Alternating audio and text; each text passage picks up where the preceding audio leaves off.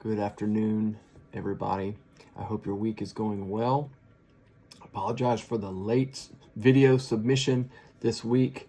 It's been a crazy week, but I'm excited to go through the stuff in preparation for our 1980s and 90s worship music selection for this weekend. I'm going to spend the majority of the time today really talking about the era that I believe anyway, heavily influenced the 80s and 90s, and that's the Jesus movement. We kind of not really skipped over it last week, but really talked about kind of the beginning of it and what it looked like with Southern gospel, hymnody, and things like that. But I want to kind of look at it from a different point of view because it really influences the music that and the artists that we see in the 80s and 90s, especially the early 90s. And I wanted to spend some time talking about that era because I didn't want to skip it. It's very important looking at the church music and how it has influenced songwriting and what I sang growing up in the 90s for sure, how these artists were influenced. So just a quick recap.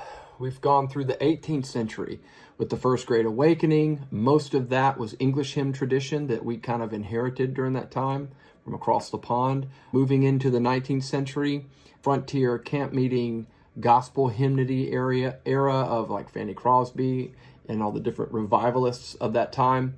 And then last week we moved into the early mid 20th century with our American hymn traditions from the 30s and the 70s. During this time, that early mid 20th century, we begin to see the gospel hymn writers continuing alongside evangelists of that time, and seeing performing artists and groups popularizing church song.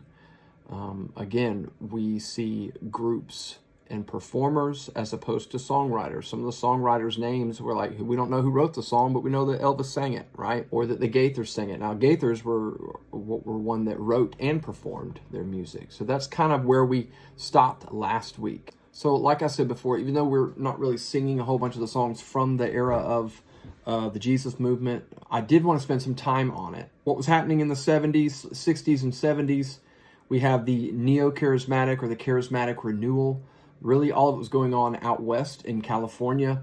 You had Chuck Smith with the Calvary Chapel movement, which ended up founding Maranatha Music. It was a Christian music label out of Calvary Chapel back in 1971.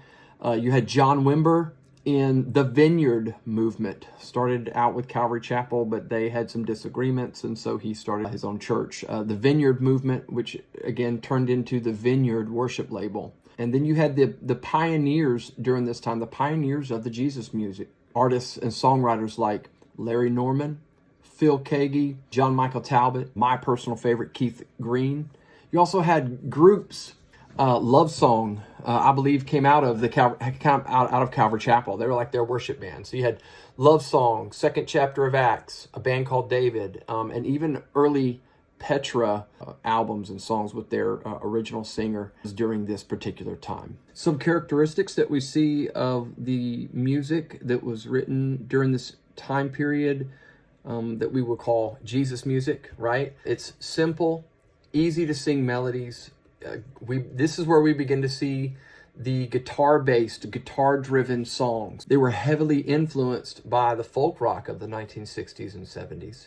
I want to read you something. I don't know who wrote it, but I saw it. I read it in Wikipedia in my research, and I thought it was really good in describing the music of this era. The writer in Wikipedia said that the songwriters attempted to present the value of a Christ-centered spiritual experience without evoking the vocabulary or trappings of ecclesiastical religion. It's another way of saying the institutionalized church or religion.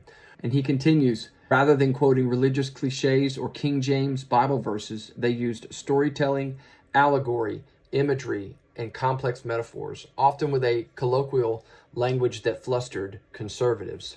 This music during this time is really marked by intimacy, love found in Christ, in a relationship with Christ, sitting, resting, walking with Jesus.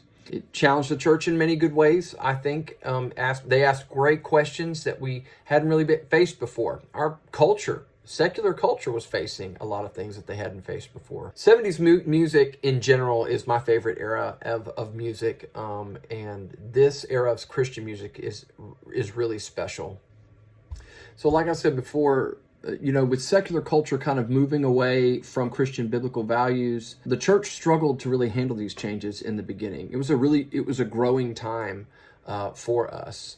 The Jesus movement was kind of a reaction to a very hardcore, staunch, conservative evangelical Christianity that I think, in my opinion, had confused steadfastness in truth with being rigid and harsh in attitude.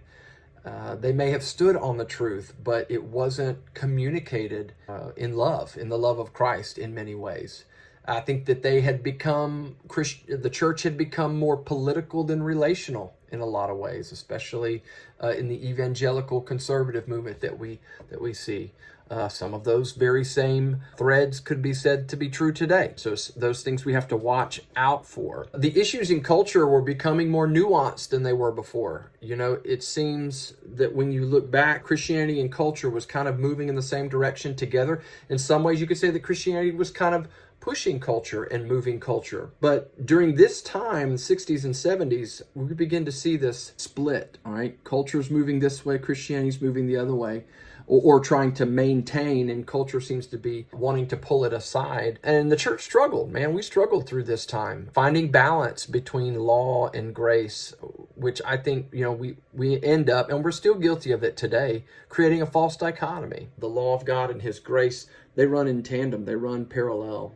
At any rate, the music of this time period had an incredible influence on church music and Christian music written in the 80s and 90s. It started mostly out west with Calvary Chapel, Vineyard Movement, and all of that. Southern Baptist traditions here in the South really resisted these trends. They didn't really come along the way until the 90s. So everything that was going on in the 70s really started to hit our area in the 90s. Southern Baptists didn't play the devil's music with drums and guitars, right? So it was still very traditional in style, using piano and organ only. Southern gospel style, like we sang last week, was the dominant. That was kind of the dominant tradition and musical style. The church music and song in America, anyway, in the 80s and 90s, they carried the same simplistic, relational, experiential, and intimate language.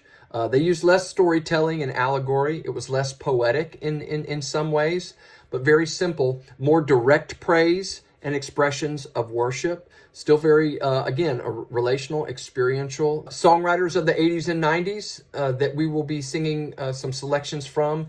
Keith Green, we will sing one of his songs, There Is a Redeemer. Dennis Jernigan, Michael W. Smith, Rich Mullins, Darlene Zschech. She wrote for Hillsong that kind of continues the legacy of the Vineyard Movement and Maranatha music. So I look forward to seeing everyone this Sunday as we worship together in song with selections from the 80s and 90s. God bless you. Have a great week.